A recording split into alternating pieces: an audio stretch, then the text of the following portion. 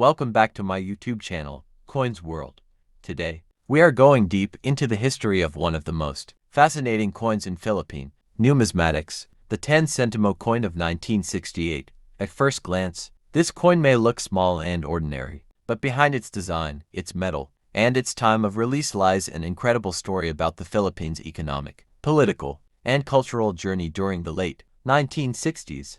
This coin is more than just change for your pocket. It is a silent witness to the country's transition from one era to another. The 10 Sentimo coin of 1968 was part of the English series that had been circulating in the Philippines since 1958. This was a series that still carried strong colonial ties, as the inscriptions were in English rather than in Filipino. The coin itself was minted in bronze, giving it a reddish-brown shine when new, though over the decades it has taken on darker tones that collectors now find attractive for its vintage character. On the obverse of the coin, you can see the figure of a young woman, beautifully sculpted, symbolizing liberty and progress. She is depicted striking an anvil with a hammer, with the majestic Mt. Mayon in the background, an image chosen to represent not just the beauty of the Philippines, but also the hard-working spirit of its people. The reverse side of the 1968 10 Sentimo carries the national coat of arms of the Philippines, with the inscription Central Bank of the Philippines and the year of minting. This was a clear representation of the country's sovereignty, even though the coin still used English instead of Filipino. In fact, the 1968 coin was among the last of the English series before the government transitioned to the Filipino series in 1969, which replaced English text with the Filipino language. This makes the 1968 10 Sentimo not just a coin, but a marker of a historic shift in national identity. The timing of this coin is also remarkable. In 1968, Ferdinand Marcos was president of the Philippines, and the country was experiencing both progress and rising tensions. The economy was developing, infrastructures were being built, and coins like the 10 Sentimo reflected a nation striving for modernization while still holding onto traditional roots. But politically, there were undercurrents of unrest that would eventually erupt in the following decade. This coin, therefore, stands at a turning point in history, a small piece of metal that quietly circulated during days of both hope and foreshadowing challenges. From an economic perspective, the 10 Sentimo had purchasing power back in 1968. It could buy small, everyday items in the market, and it was an essential part of the monetary system. Though today, its face value is negligible, the coin has gained significant collector value, especially for those who appreciate coins from transitional periods. Collectors seek out the 1968 10 Sentimo because on the obverse side of the coin one finds the portrait of Francisco Balagtas the great Filipino poet and playwright, often referred to as the Prince of Tagalog poets. He was chosen to appear on the coin because of his immense contribution to Philippine literature and national pride. Francisco Balagtas was the author of the epic poem Florante at Laura, a masterpiece of Filipino literature written during the Spanish colonial era. His presence on the coin signified the importance of culture and language in strengthening national identity, particularly at a time when the Philippines was carving out its modern sovereignty. The reverse side of the coin bore the coat of arms of the Republic of the Philippines, featuring the sun with 8 rays and 3 stars representing Luzon, Visayas, and Mindanao. Around the shield was the inscription Republica ng Pilipinas, a proud affirmation of Filipino independence and identity. The 10 Sentimo coin had a diameter of 17.5 millimeters, making it quite small and lightweight, which often led people to overlook it. Yet despite its humble size, it held important symbolic value as part of the national currency system. 1968. The value of 10 Sentimo was still significant in daily life. One could purchase small candies, a stick of gum, or even contribute toward jeepney fares. Today, the coin seems almost worthless in modern terms, but during the 1960s it was part of the backbone of everyday commerce. The circulation of the 10 Sentimo also revealed how inflation and economic changes gradually eroded the purchasing power of small coins. By the late 20th century, such denominations became increasingly less practical, eventually leading to their disappearance from regular use. The minting of this coin was overseen by the Bangko Sentral ng Pilipinas (BSP), which at the time was still building its identity as the nation's central bank after its establishment in 1949. The BSP contracted international mints, such as the Philadelphia Mint in the United States, for some coin production, especially during the early years of independence when the Philippines did not yet have fully developed minting facilities. The 1968 issue is particularly interesting to collectors because it marks a transitional period before the redesign of Philippine coinage in the early 1970s, when coins began adopting the Bagong Lipunan designs. Numismatists consider the 1968 10 Sentimo coin valuable not because of its face value but because of its historical connection to a unique time in Philippine history when the nation was reshaping its identity. Its tiny denomination, its design carries the weight of Filipino culture and history. The Sentimo coin of the Philippines belongs to the Bagong Lipunan, a BL series which was introduced during the presidency of Ferdinand Marcos in the 1970s. This series was created as part of Marcos' New Society program, which aimed to symbolize his vision of a restructured and disciplined Philippines under martial law.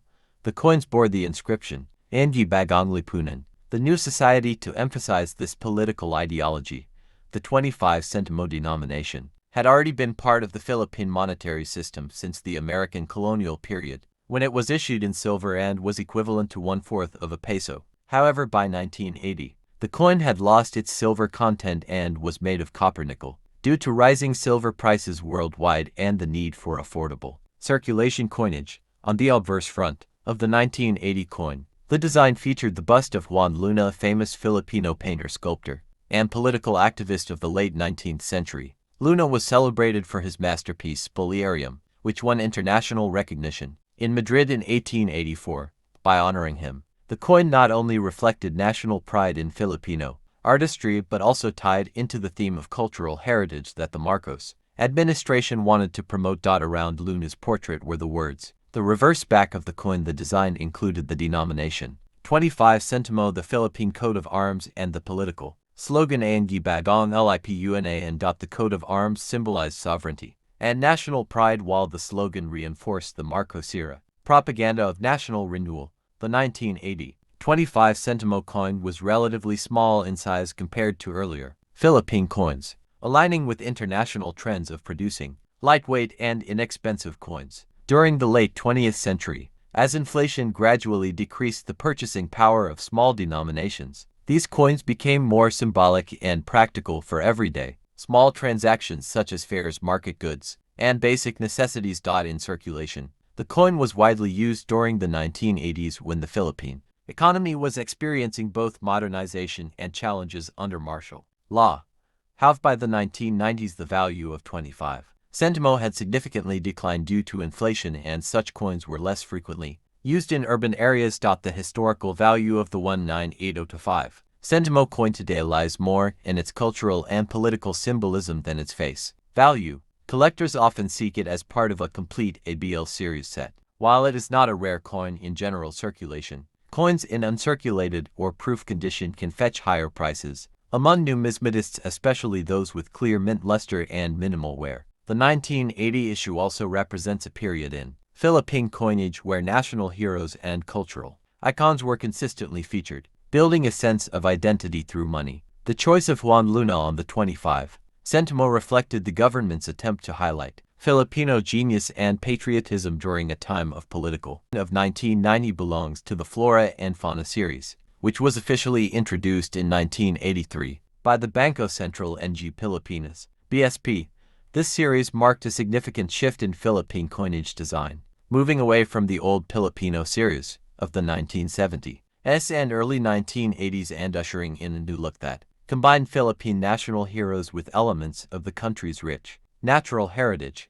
The obverse of the 1991 piece features the portrait of Jose Rizal, the country's national hero whose writings and martyrdom played a crucial role in sparking the Philippine Revolution against Spain. Rizal had been a central figure in Philippine coinage since the first Republic-era coins, but in the Flora and Fauna series, his portrait was modernized, showing a refined engraving that symbolized the updated style of the late 20th century. Around Rizal's portrait is the inscription, Republica ng Pilipinas, along with the year of minting, 1990.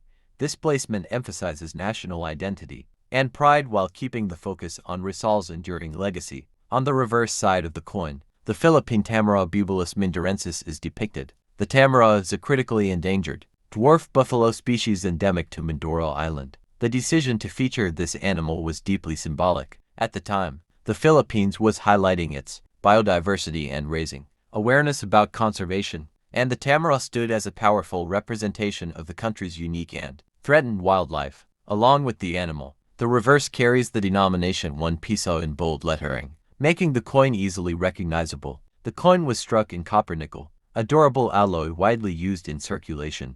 Coins of that era, with a diameter of 28 millimeters and a weight of around 8.7 grams. The 1990 issue was quite large, compared to the smaller coins of today. Its size and metallic composition gave it a solid, substantial feel in the hand, a characteristic many Filipinos still recall nostalgically. Economically, the 1990 piso had significant purchasing power compared to the present day. In 1991, piso could buy items like jeepney fares, small snacks, or basic household goods. It was a coin heavily used in everyday life, circulating widely in markets, schools, and public transportation. Historically, 1990 was also a notable year for the Philippines. The country was under the presidency of Corazon Aquino, who had come into power after the 1986 People Power Revolution. The economy was in recovery, and inflation was a concern.